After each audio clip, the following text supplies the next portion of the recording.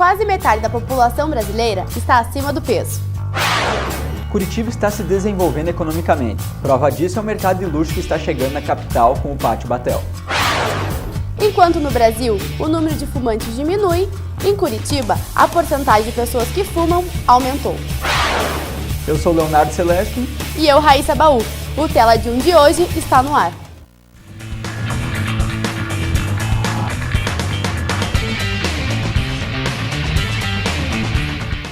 Segundo uma pesquisa realizada anualmente pelo Ministério da Saúde, quase metade da população brasileira está acima do peso. Os homens têm o maior percentual de obesidade. A pesquisa revela que 43,9% das mulheres estão obesas. Já os homens, 56% estão com o peso fora do ideal. De acordo com o Ministério da Saúde, os principais causadores desse sobrepeso são os hábitos alimentares, principalmente o consumo de alimentos gordurosos. É considerado acima do peso quem está com um índice de massa corporal acima de 25 e obesa quando o IMC é mais alto que 30. O índice de massa corporal é calculado dividindo o peso pela altura ao quadrado. E falando sobre isso, Raíssa, o governo lançou um programa de combate à obesidade para tentar diminuir o aumento do número de pessoas com sobrepeso.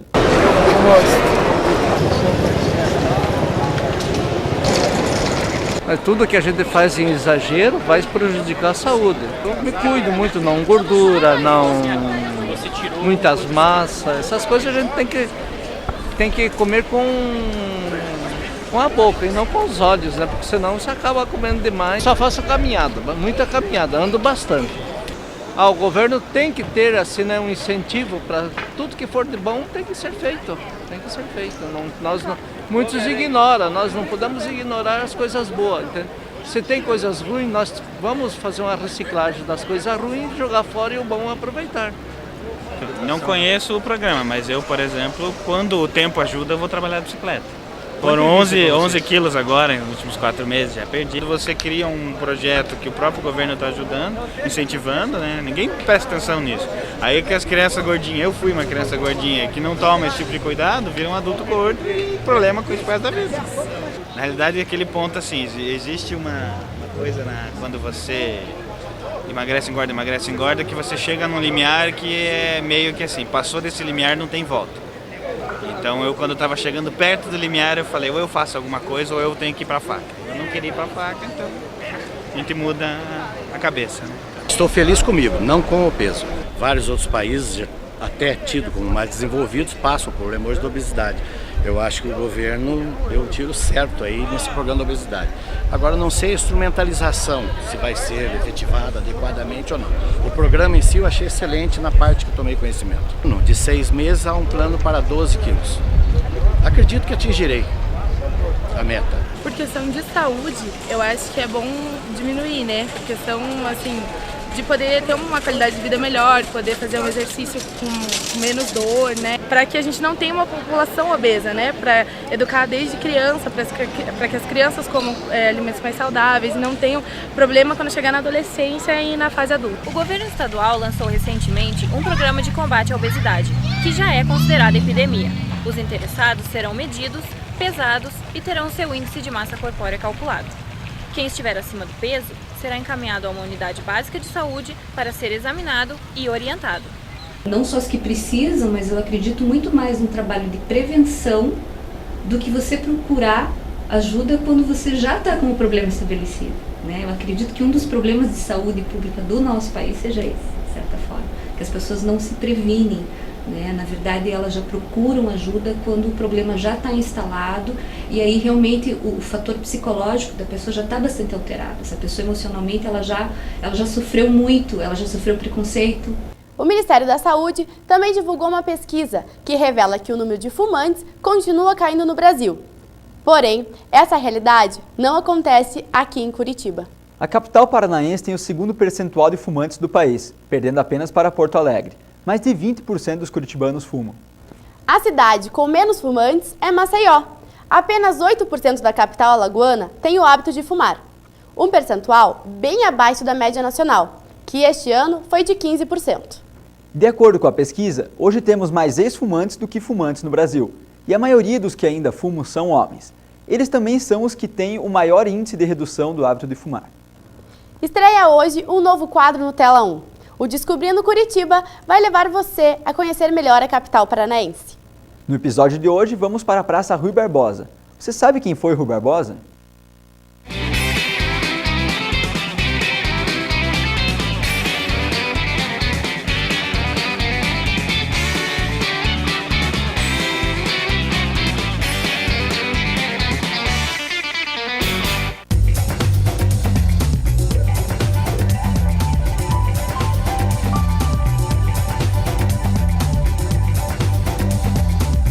Por volta do século XIX, este lugar aqui era um grande pátio aberto, distante da cidade e chamado de Campo da Cruz das Almas. Hoje fica aqui a Praça Rui Barbosa. Mas será que as pessoas sabem quem foi Rui Barbosa e qual a sua importância para a nossa história? Até eu acho que sei, mas eu não lembro. Rui Barbosa? Não. Não faz nem ideia? Não. Para homenagear o político, né? O político, Rui Barbosa, advogado, chamado de Águia de Aia, né? A Praça Rui Barbosa era mais usada para instalação de circos e parques de diversão do que para o lazer em si.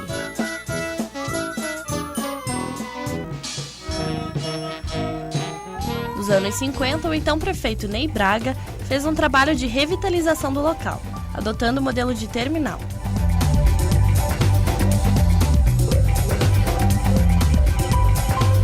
Inaugurada em 1913, a Praça Rui Barbosa se chamava Praça da República e só depois dos anos 20 recebeu o seu nome atual. Chama-se Praça Rui Barbosa por ter sido ele um dos autores da Constituição da Primeira República. Ele lutou pelo federalismo, abolicionismo e também pela promoção dos direitos individuais.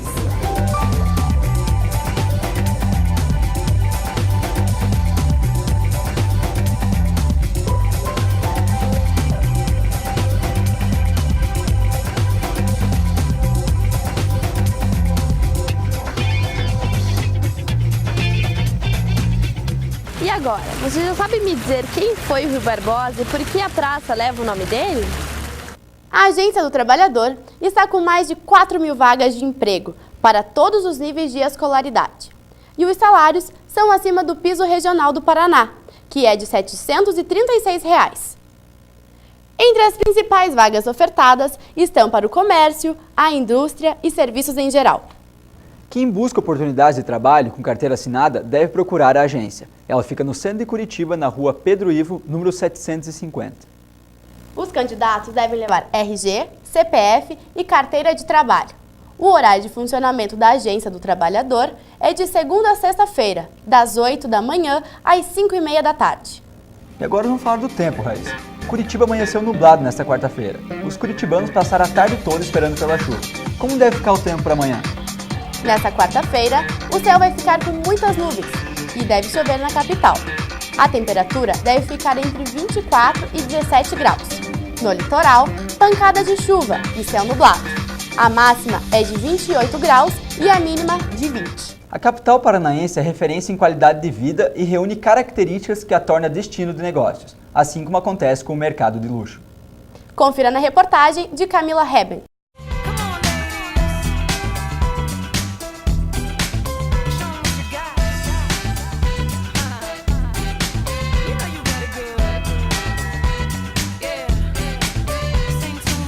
O público curitibano vai ter acesso a comprar uma joia da Tiffany, por exemplo, que é centenária e ela tem uma mítica em cima. Então, assim, se por acaso alguém se lembrar de uma data especial às 8 horas da noite, ela vai ter a comodidade e a acessibilidade de ela simplesmente pegar um meio de locomoção, descer no Pátio Batel e poder comprar algo muito especial. Tem um dado bem recente da economia brasileira, relacionado com base nessa baixa taxa de desemprego, que destaca claramente, né, são dados do IBGE e do IPARDES, né, mas é a mesma metodologia, então a gente pode comparar de uma maneira bem tranquila.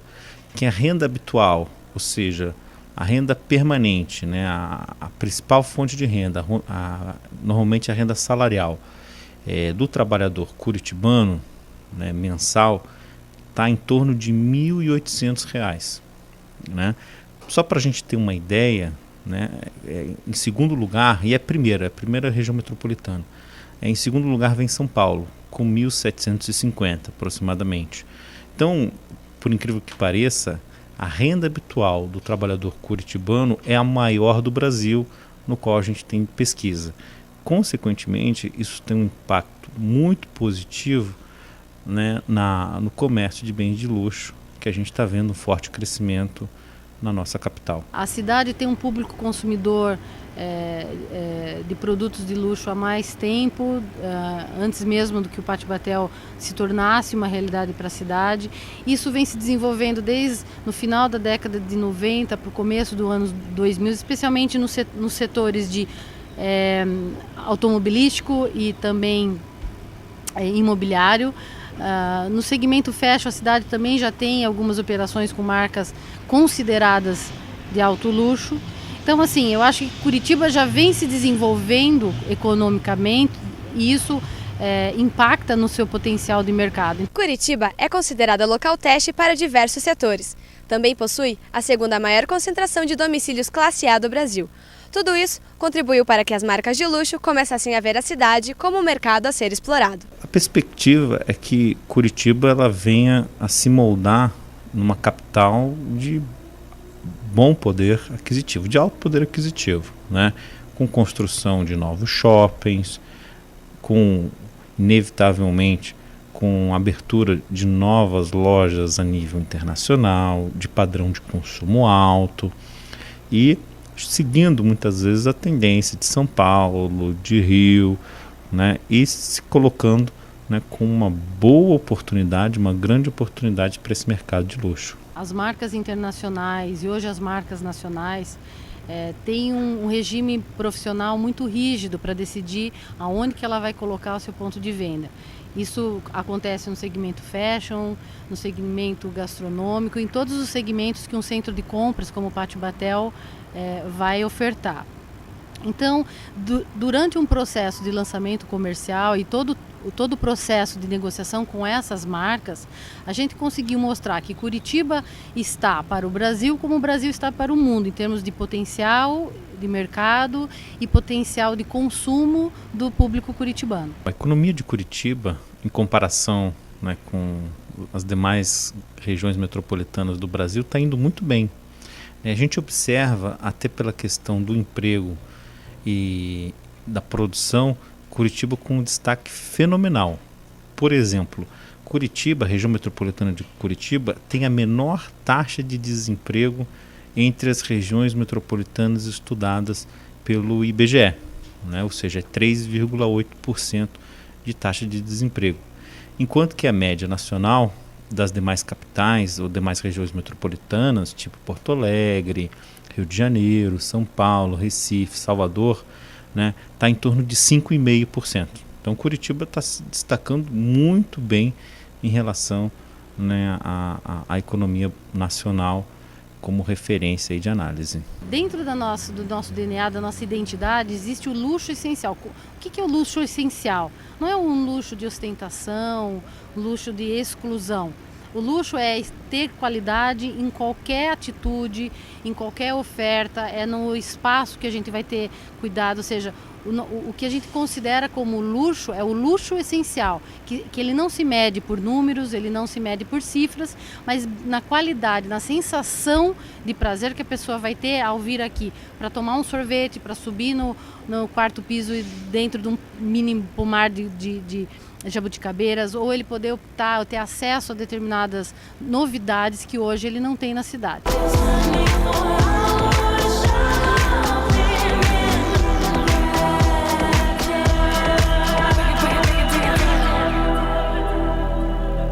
E o Tela 1 de hoje fica por aqui. Você pode participar do nosso telejornal. Envie dicas e sugestões para o tela1@up.com.br. Até amanhã. Até lá.